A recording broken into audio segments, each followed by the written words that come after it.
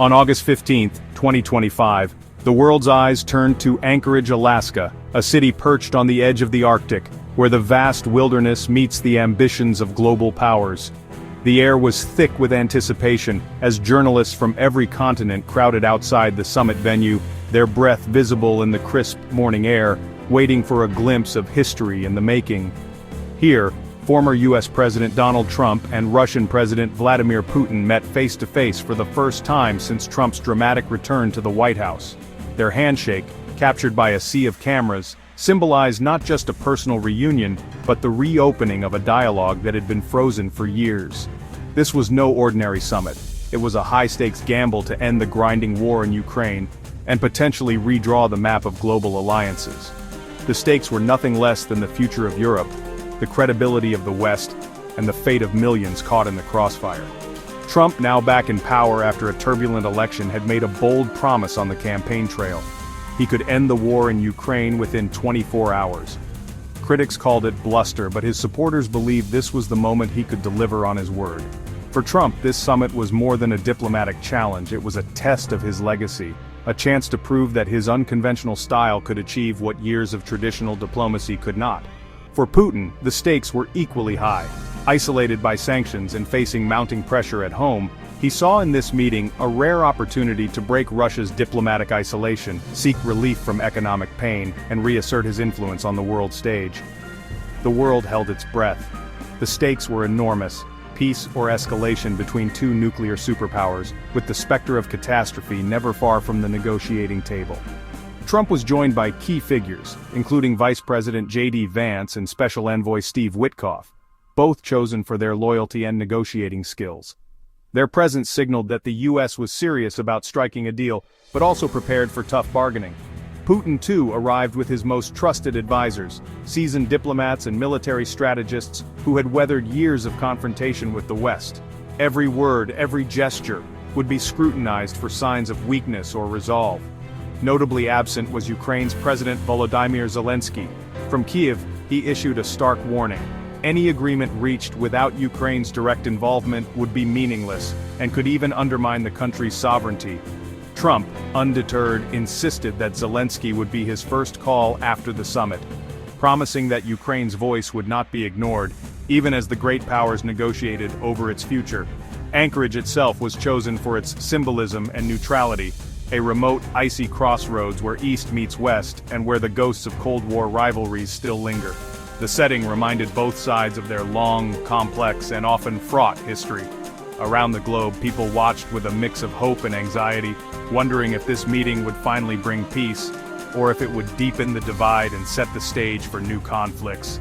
The outcome of this summit would send shockwaves from Brussels to Beijing, and especially to New Delhi, where leaders weighed their own alliances and interests in a rapidly shifting world order. As Trump and Putin finally sat down across the table, the atmosphere was electric, thick with anticipation, and the knowledge that the decisions made here could alter the course of history. The future of the global order hung in the balance, as the world waited to see whether this summit on the edge of the world would mark a new beginning, or the start of something far more dangerous. Alaska's history as a former Russian territory gave the summit a powerful and evocative backdrop, one that resonated with echoes of past empires and shifting allegiances. The land itself seemed to remember the centuries of exploration, trade, and conflict that shaped its destiny. Once known as Russian America, Alaska was sold to the United States in 1867, a transaction that followed Russia's defeat in the Crimean War. The sale was not just a business deal, but a turning point, a reminder of how wars and global ambitions can redraw borders and forge new alliances. The transfer marked the end of one era and the uncertain beginning of another, as the United States expanded its reach into the far north. The Bering Strait, just 55 miles wide at its narrowest point, has long made Alaska and Russia uneasy neighbors. This narrow stretch of water is both a barrier and a bridge, separating two great powers yet binding them together by geography and history.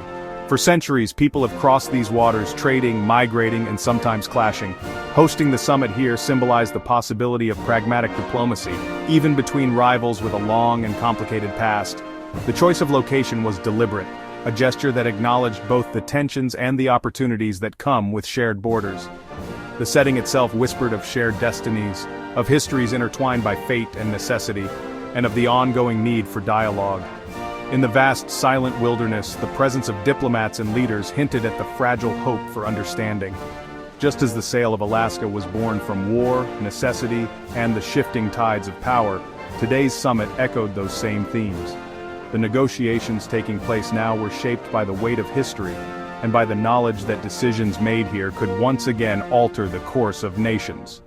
Trump and Putin stood on ground that once changed hands in a historic deal, now negotiating over land, influence, and the future of their countries. Their meeting was a reminder that history is never far away, and that the past continues to shape the present. The location itself argued for the possibility of a new, more cooperative future, one where old rivalries might give way to dialogue, and where the lessons of history could inspire a more peaceful tomorrow. The war in Ukraine dominated the agenda. Trump aimed for a ceasefire and a new peace framework, even if it meant tough compromises. Nuclear arms control was next. New START had expired, and both leaders recognized the urgent need for a new agreement. The Arctic, with its melting ice and untapped resources, was also on the table, as both nations eyed new opportunities and risks. Sanctions loomed large. Putin demanded relief. Trump offered it only for real progress in Ukraine. The talks were a test of leverage, sanctions relief for peace. Every issue was intertwined, with global security and economic stability at stake. The world waited for a breakthrough. The summit's outcome would shape more than just US-Russia relations. A Ukraine deal could set a precedent, rewarding aggression or redrawing borders by force. European allies feared a bilateral deal could weaken NATO and leave them exposed. The global balance of power was in flux. A US-Russia thaw could isolate China or shift alliances. Economically, peace could stabilize markets and lower energy prices, but unwinding sanctions would be complex. The summit tested whether direct diplomacy could still solve global crises. Success might revive faith in negotiation, failure could deepen global divides.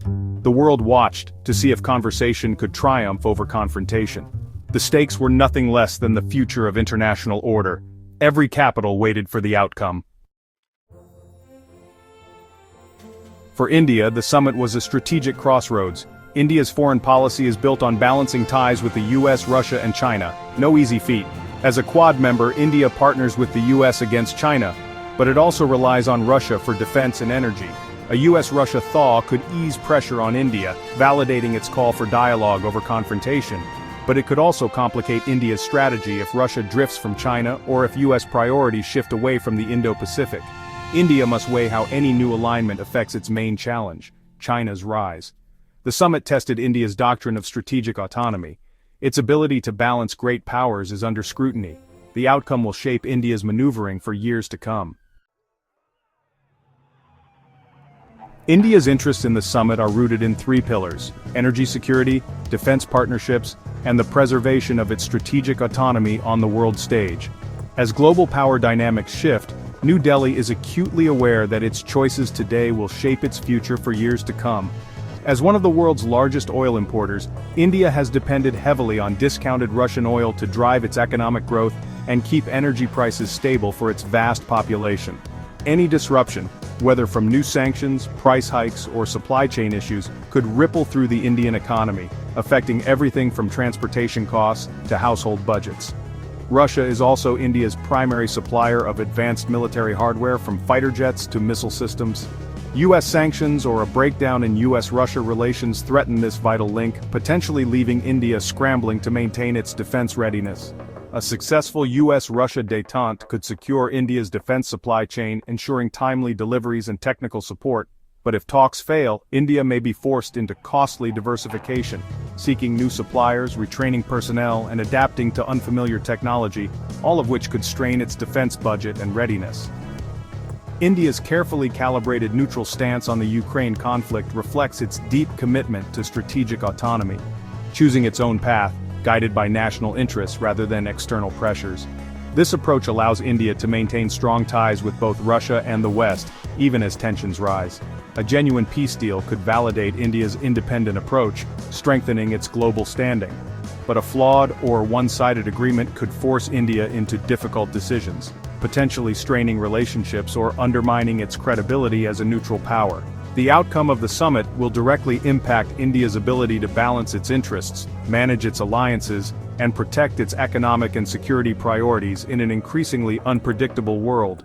For India, success means stability, continued autonomy, and the freedom to chart its own course. Failure, however, could bring new pressures, risks, and a need to rethink long-standing strategies. New Delhi is not a passive observer, it is an active stakeholder, with much at stake in the decisions being made far from its borders. Every decision in Anchorage reverberates through India's corridors of power, shaping the nation's future in ways both seen and unseen. World capitals reacted with a mix of hope and anxiety. Europe, especially NATO's eastern flank, feared Trump might trade away Ukraine's interests for a quick deal. China publicly welcomed the talks but quietly worried about losing Russia as a partner. Ukraine's Zelensky rejected any deal made without Kiev's input, calling it a dead decision. India issued a cautious statement, urging dialogue and avoiding taking sides. Privately, Indian officials hoped for relief from diplomatic pressure, but remained wary of any destabilizing agreement. The summit's structure, two great powers deciding the fate of others, made many uneasy. The world's response was as complex as the summit itself. As the summit ended, the future remained uncertain, but the dialogue would continue. Trump planned a visit to Moscow. Putin invited him to the next BRICS summit. For India, this means constant vigilance and agile diplomacy as US-Russia relations evolve. A Ukraine peace deal could force India to choose between supporting a new consensus or upholding its principles. Easing sanctions would benefit India's defense and energy interests. Failure could force costly shifts. India's foreign policy of multi-alignment faces its toughest test yet. The summit opened a new chapter in great power politics. India's ability to balance the US, Russia, and China will define its global role. The world is watching Trump and Putin, but for India the stakes are uniquely high. The need for deft diplomacy has never been greater.